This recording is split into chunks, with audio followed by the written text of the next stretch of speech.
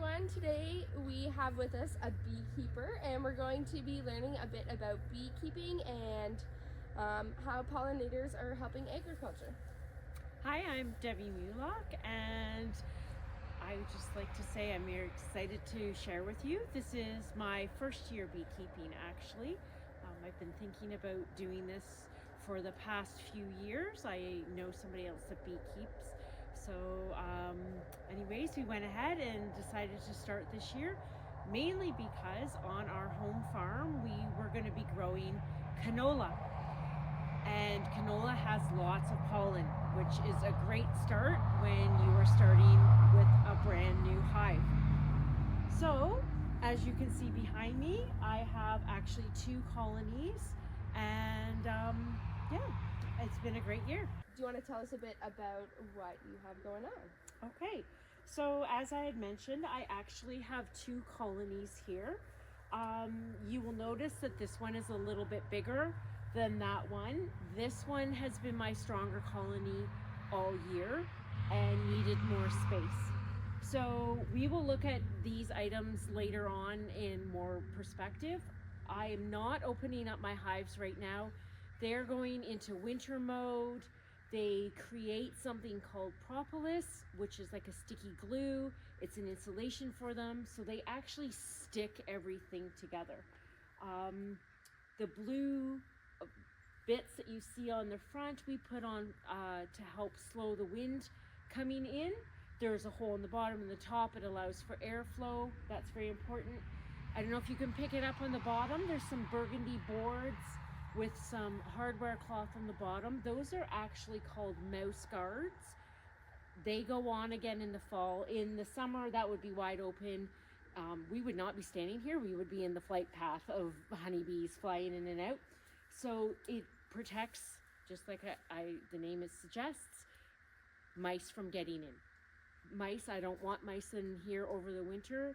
They would come in, they would eat the honeycomb, they would eat the honey, and yeah, I want my honey that's in there for my bees. All right, well, we have a few questions for you today. So to start off, how do bees contribute to the local ecosystem and the habitat around? Okay, so our honeybees in particular are fascinating creatures, and in order to survive, they need lots of pollen. And when they gather that pollen, they bring it in, they put it in a cell, they mix it with enzymes that come out of their body. I know it sounds kind of gross. When they do that, it is then called bee bread, and the bees use that as their protein source. So if I was, again, to open this up, there would be lots of cells with pollen packed with their enzymes, and that's their protein source. Again, the nectar, as they land on the flowers, they gather that. That is what comes back into the hive and placed in cells. And again, enzymes are added. Wings are used to evaporate the moisture, and then that's what turns into the honey. And that is a high energy source for them. So, of course, lots of flowers and plants need to be pollinated.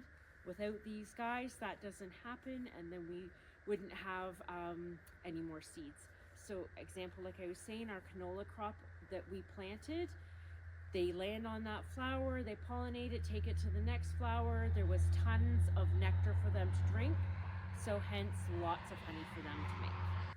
Our next question, what do people often misunderstand about bees or beekeeping? I know bees sometimes can be a little bit scary, so I'd like to hear your thoughts. So again, the biggest misunderstanding, specifically with honeybees, is they are actually not aggressive. So that's in the summer, although I still suit up. My mentor does not. He only throws a veil over his head, no gloves, no nothing. We will open up these hives. You can pick up the frames. They'll be crawling all over it. They don't want to sting you.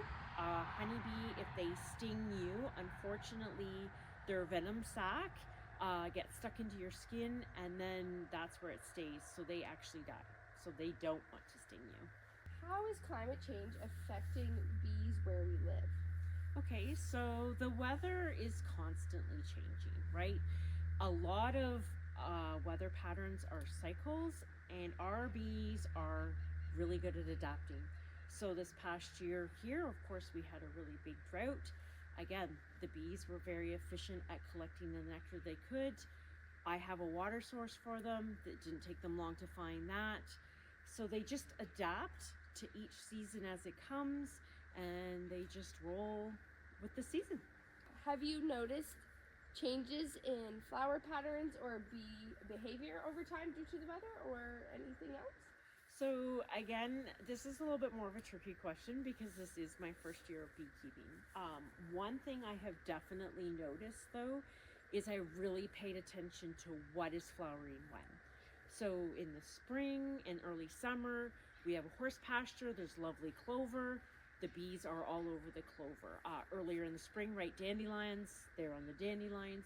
So just paying attention to what's flowering in season. Of course, we've just come through the fall, and I'm sure everybody is glad that everything has died off now. But the beautiful goldenrod is also an excellent source of nectar for them in our late August, early September season. What are some of the biggest threats to bees today? Like pesticides? Is it habitat loss? Is it disease? So actually, most people don't realize this, but it's disease and mites are the biggest threat to our honeybees. Honeybees get something called varroa mites. I actually have to treat these hives 3 to 4 times a year with formic acid or oxalic acid. If you can believe it, because honeybees aren't big, but the mites are even smaller, and they will kill the honeybees. They come in, they kill the larva and the pupal stages while they're developing. So that's the biggest threat. Of course, there are diseases as well that will take out hives. Pesticide damage isn't as big as a lot of people think.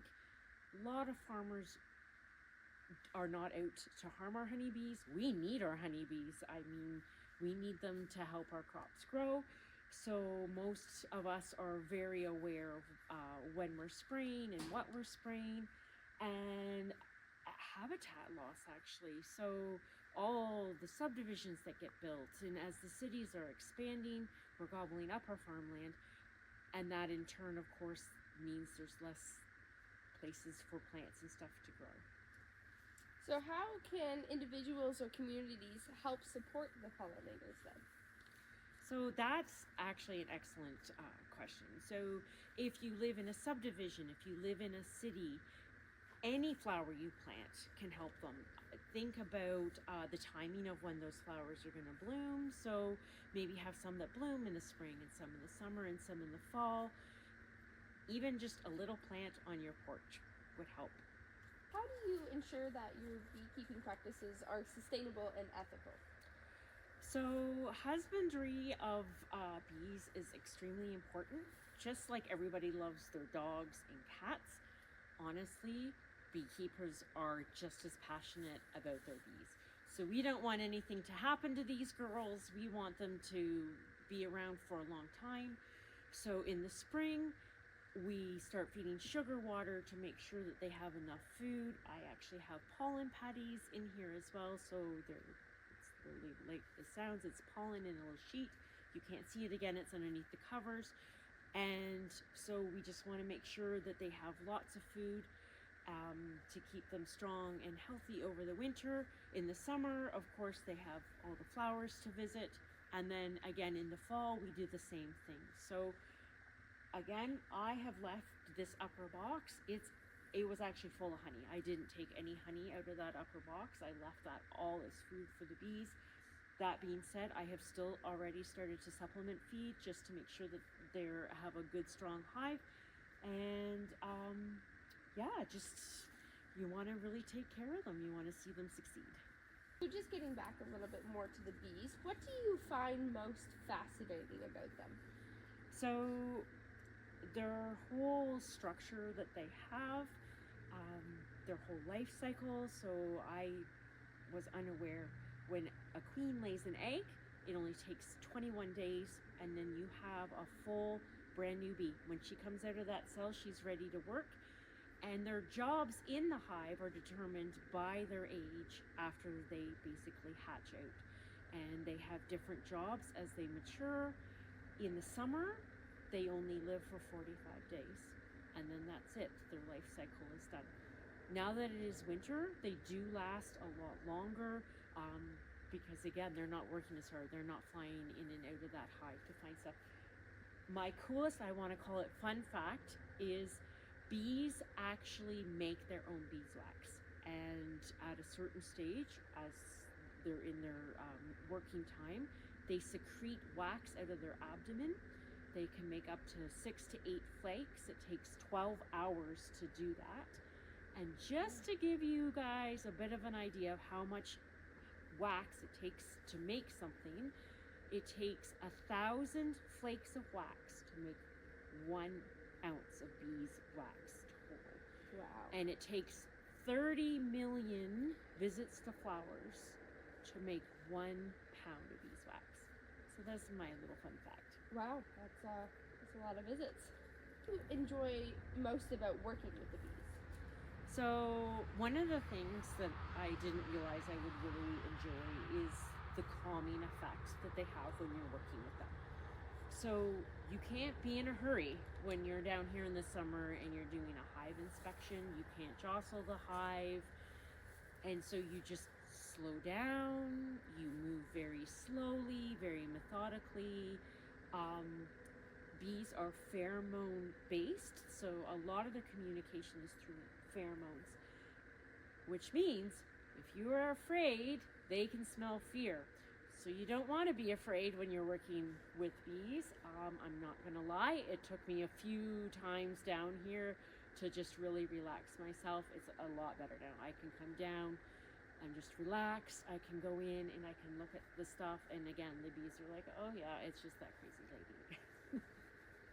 So how do you share your love for the bees with other people?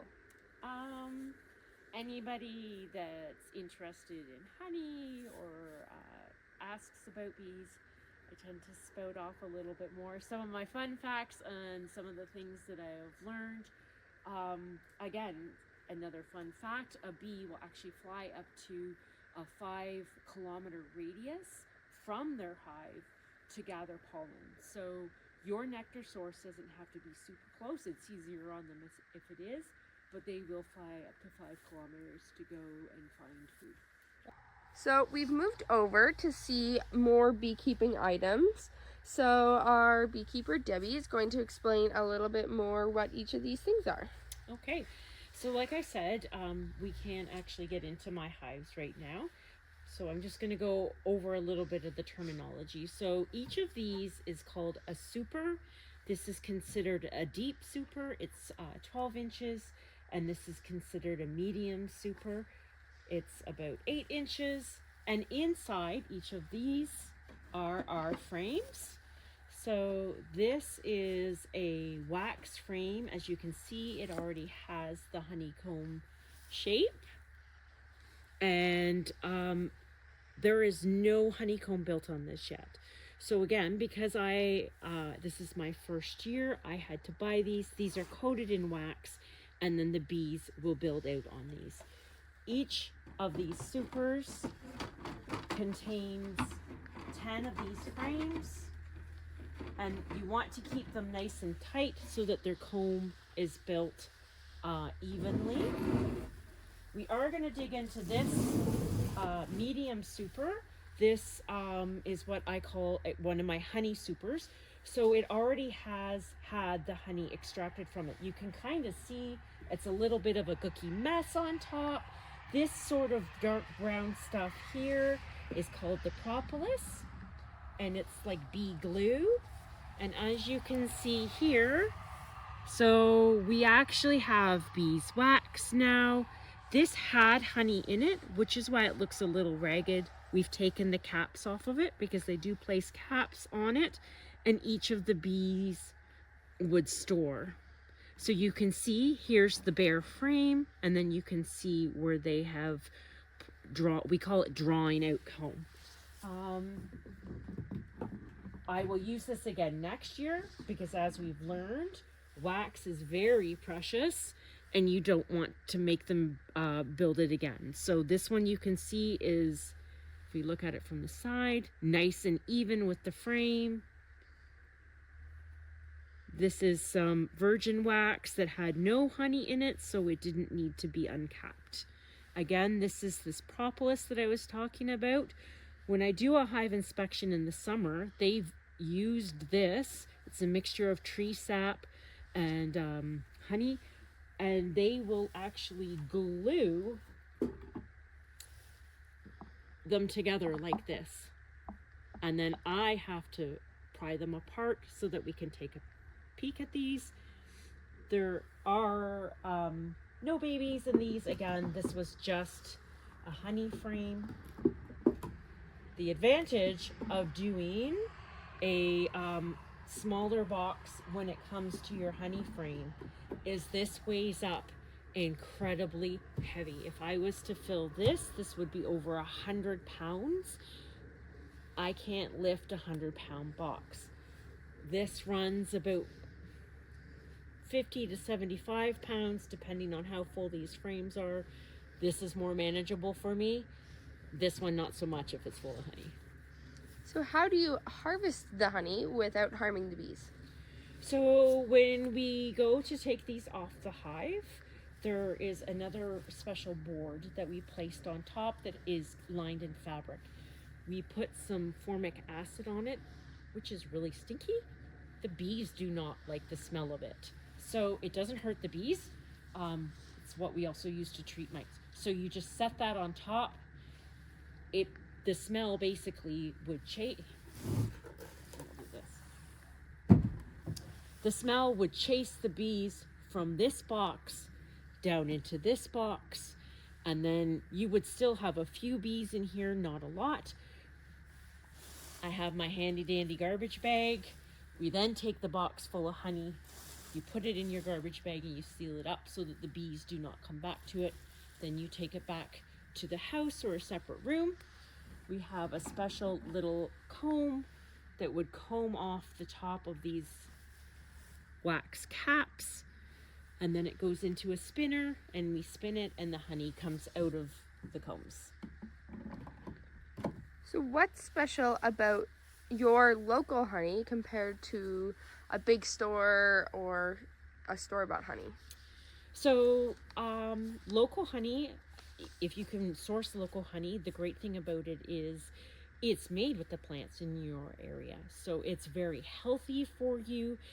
If you have some allergies, it would contain some of that ingredient in it that would potentially help you with that. We consider it raw honey. It's because we do not pasteurize it, which means we heat it up. So it retains all the health benefits. If you buy raw honey, you might notice that there's some crystals in the bottom. That is a very good sign. It tells you that it hasn't been cut with any other syrups. So going with store-bought honey, if you read the ingredients, you will probably notice it says it's made with domestic and imported products. You don't exactly know what that imported product is. Honey and maple syrup are two of the largest food frauds there are. So a lot of the honey, I can't guarantee you, is not cut with something in the grocery store, which is why it's so cheap, right?